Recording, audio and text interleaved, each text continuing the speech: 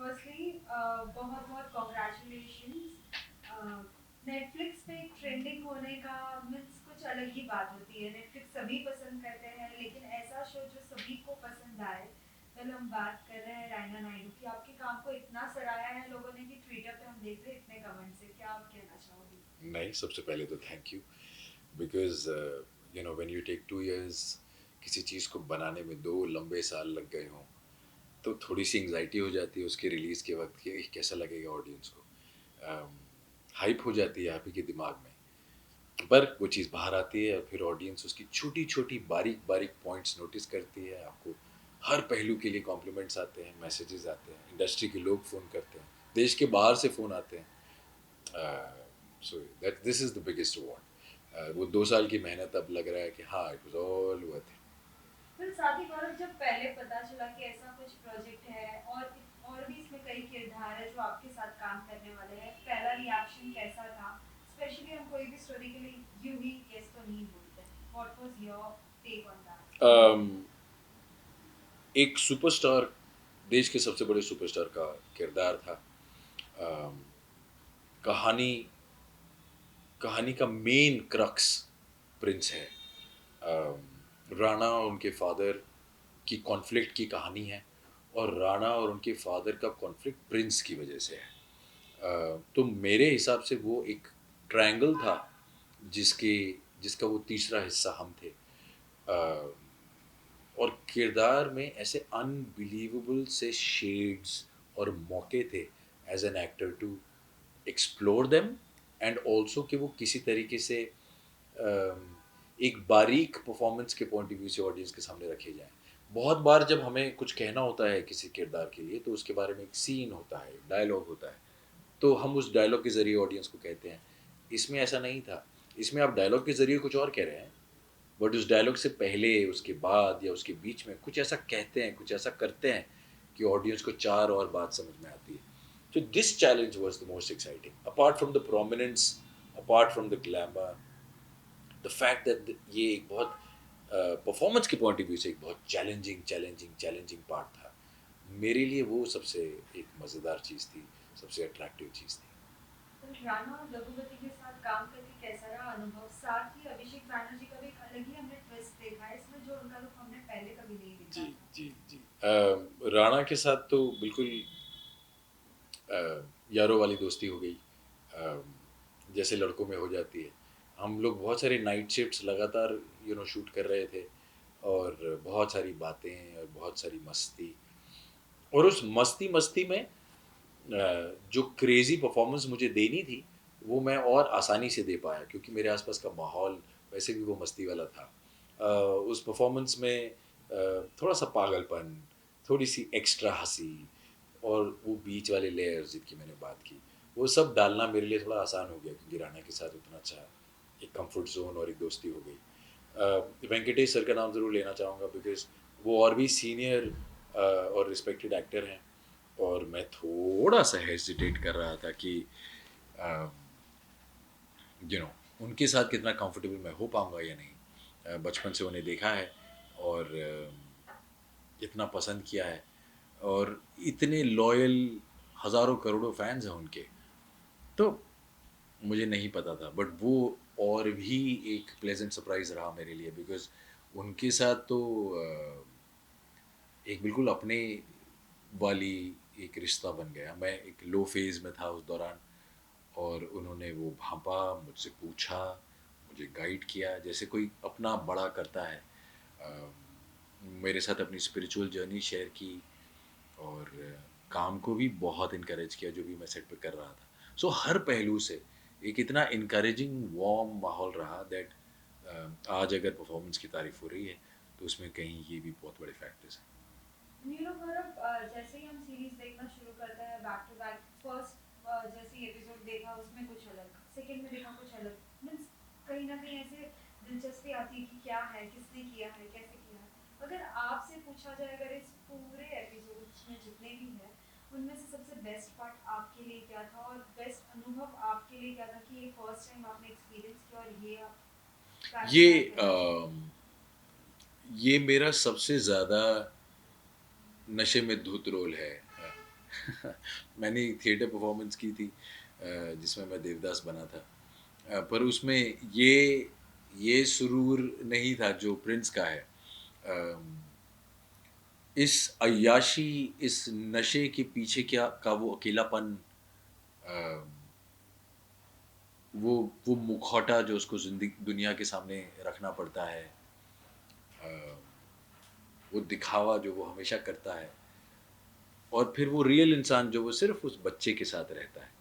ये जो दोनों हिस्से थे, I don't smoke, I don't drink, मैं ये सब बिल्कुल भी नहीं करता, तो मुझे कोई एक्सपीरियंस नहीं है पर्सनली कि अच्छा जब कोई आदमी ट्रिप कर रहा होता है तो उसे कैसा महसूस हो रहा होता है कि ऑन स्क्रीन मैं वैसे दिखा सकूं। ये सब ऑब्जर्वेशन से और मेरे आसपास जो लोगों का हाल होता है वो देखकर जो भी मैंने किया सो किया। बट उसके साथ साथ वो बच्चे के साथ वाले सीन्स का जो एक कॉन्ट्रास्ट था वो मेरे लिए बहुत अच्छा था, क्योंकि अ, मुझे वो करते वक़्त एक बड़ी अजीब-सी तसल्ली और सच्चाई और खूबसूरती फ़ील हो रही थी कि एक इंसान है, वो बहुत अकेला है, लोनली है, अपने ही सुपरस्टारडम के पिंजरे में कैद है।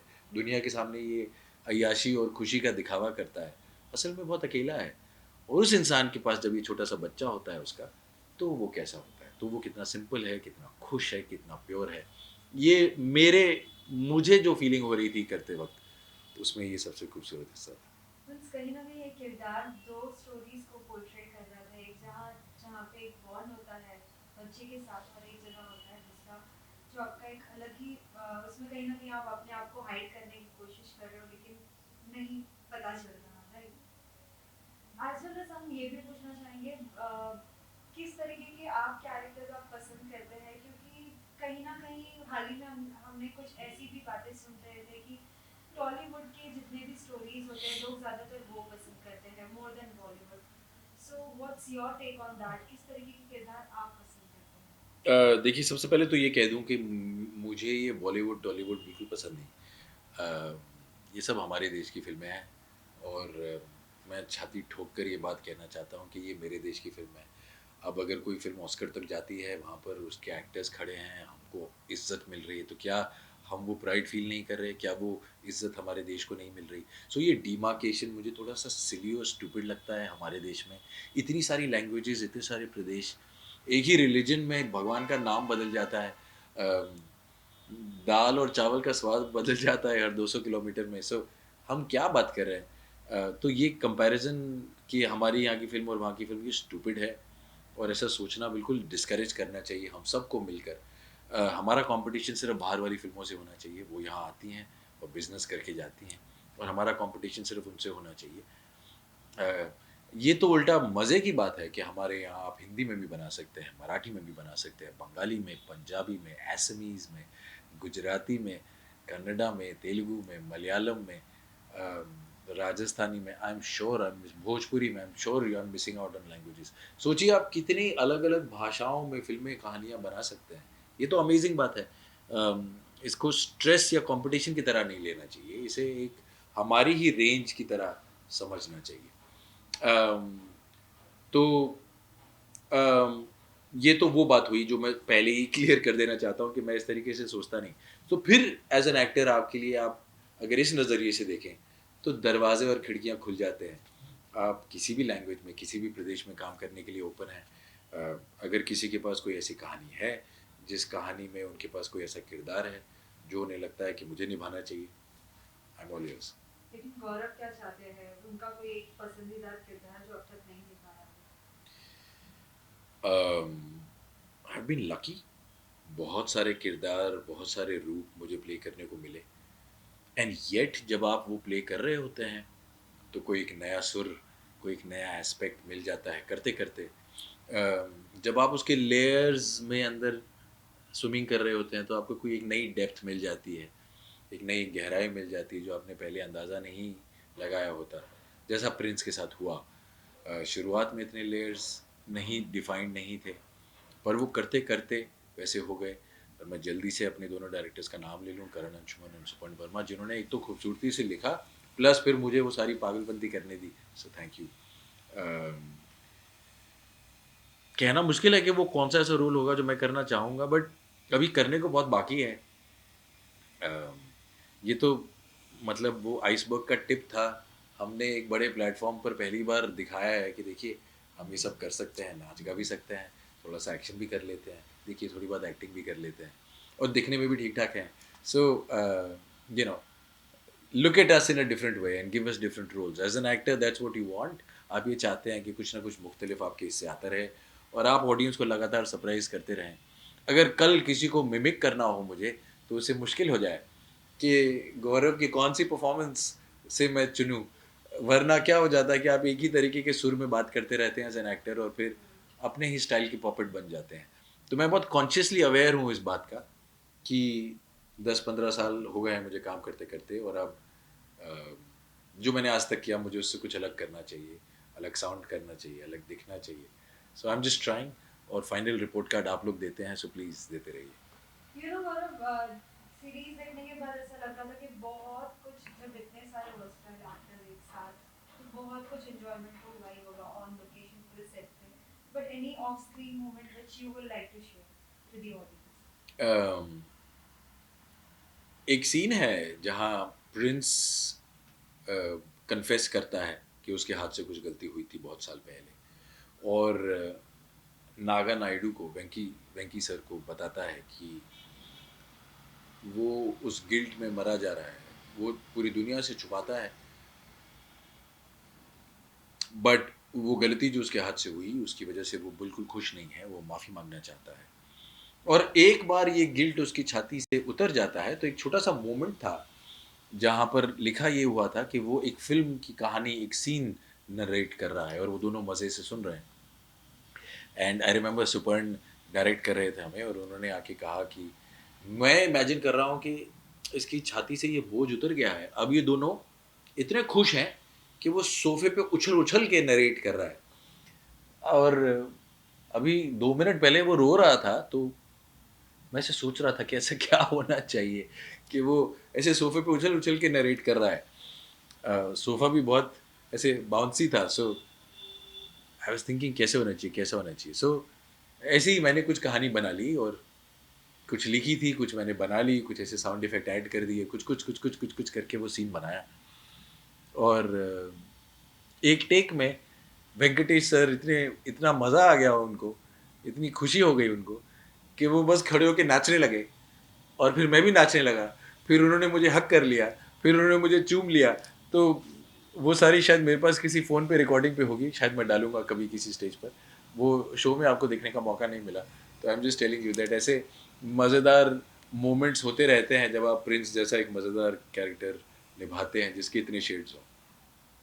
यू नो एक इंटीमेट सीन है जहाँ पे ट्रांसजेंडर ने एक वुमन का पूरा रोल किया है, उस बारे में आप कुछ शेयर करना चाहेंगे? Because most of audience would they know और इफ दे वुड नॉट न ऑल्सो। देखिए सबसे पहली बात तो ये कि एक एक्चुअल ट्रांसजेंडर पर्सन को कास्ट किया गया था उस रोल के लिए और ये एक बहुत बड़ा और बोल्ड और ब्रेव मूव है मेकर्स की तरफ से। और मुझे लगा कि मेरी तरफ से भी एक बड़ी स्टेटमेंट होनी चाहिए कि क्या फ़र्क पड़ता है कि मेरे सामने मेरा को एक्टर कौन है। मैं ये देख कर उन्हें इज्जत नहीं दूंगा कि वो लड़का है कि लड़की है, कि उनकी सेक्सुअल प्रेफरेंस क्या है, कि वो बम्बई से हैं कि चेन्नई से हैं, उनका रंग कैसा है, वो बड़े एक्टर हैं या छोटे एक्टर हैं। तो मैं गौरव चोपड़ा होने के नाते ये एक बड़ी स्टेटमेंट देना चाह रहा था कि मेरे सामने लकड़ी का बुत भी हो तो मैं वैसे ही करूँगा, इट डजेंट मैटर। और इस हद तक कि कुछ कुछ चीज़ें तो मैंने सजेस्ट करके बढ़वा दी उस सीक्वेंस में, मतलब शायद कुछ एक्टर्स हेजिटेट करते और कटवाते और मैंने एक्चुअली बढ़वा ली। और वो सिर्फ इसलिए क्योंकि मैं शायद कंफर्टेबल था, मेरे मन में ज़रा से भी ख्याल नहीं था। अम, जैसा मैंने कहा मेरे सामने अगर एक डमी भी खड़ा होता, एक बुत भी होता, तो शायद मैं उसी तरीके से करता, क्योंकि अगर मैं वेंकी सर को उतनी इज़्ज़त या तवज्जो दे रहा हूँ, तो क्यों किसी दूसरे को एक्टर को वो किसी दूसरे सीन में नहीं दूँ? क्योंकि देखिए पॉइंट यही होता है कि आप दोनों मिलकर एक सीन बना रहे हैं। जितना कंफर्टेबल, जितना प्यार और इज़्ज़त से आप इसको कंस्ट्रक्ट करते हैं, उतने ही उतने ही अच्छे से वो ऑडियंस के सामने आता है। सो आई थिंक हर एक्टर को अपने को एक्टर को उतनी ही इम्पोर्टेंस देनी चाहिए। तो साथ ही हम गौरव के थ्रू जानना चाहेंगे क्या कुछ सरप्राइज और भी वो देंगे? नया प्रोजेक्ट तो बहुत ही जल्द आने वाला है, तरीके का किरदार है, अगर थोड़ा बहुत अगर आप हिंट दे दो अपने ऑडियंस के लिए। गदर 2 वो बड़ी हिंदी फिल्म है जिसका इंतज़ार सब कर रहे हैं। इतना मैं आपको अभी से ही प्रॉमिस कर दूँ कि वो जो आप मिस करते आए हैं कि एक बड़ी फिल्म आप परिवार के साथ देखने गए, आप हँसे, आपने आँसू बहाए, आपने ताली बजाई, आपने नारे लगाए, वो सारा जोश, वो सारा मज़ा लेकर ये फ़िल्म आ रही है। It's a big screen watch and I am again very lucky to be a part of it. जो लोग मुझे अभी प्रिंस के रूप में देख रहे हैं, मैं उन्हें पहले ही वार्न कर दूं कि आप गदर में शायद मुझे पहचानेंगे ही नहीं, क्योंकि मैंने एक अलग रूप, एक चेहरा, बॉडी, वेट, बाल, मूछ, दाढ़ी, आवाज़, लहजा, एक्सेंट, हर चीज़ कंप्लीटली अलग है। उसके लिए एक अलग किस्म का वेट गेन किया है, क्योंकि 1970 की कहानी है और प्रिंस एक बिल्कुल ही अलग किस्म का रोल है और बहुत अच्छा निकल कर आया है। एडिट पर थोड़ा मैंने देखा तो मैं अब आपको बता सकता हूँ। फिंगर्स क्रॉस्ड, आई थिंक वो भी आप लोगों को बहुत पसंद आएगा। सो अगस्त का इंतज़ार है।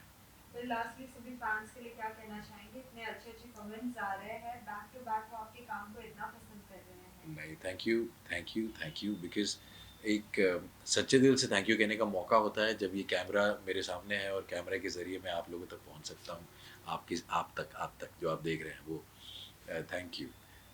उस कंटिन्यूस सपोर्ट और प्यार के लिए, उस कंटिन्यूस कंटिन्यूस अटेंशन के लिए जो इतने सालों से आप मुझे देते आए। मैं जानता हूँ बहुत सारे एक्टर्स जो मेरे आस-पास थे शुरुआत में, वो अब नहीं हैं। तो उसका क्रेडिट मैं आप लोगों को देता हूँ कि आपने मुझे चुना है उस स्पेशल प्यार के लिए जो आप इतने सालों से दे रहे हैं। देते रहिए। बदले में जो मेरा आपके साथ ये सीक्रेट डील है कि मैं आपको एंटरटेन करता रहूँगा, वो मैं अपनी तरफ से पूरी सच्चाई से करता रहूँगा। So thank you again. Thank you so much. Thanks.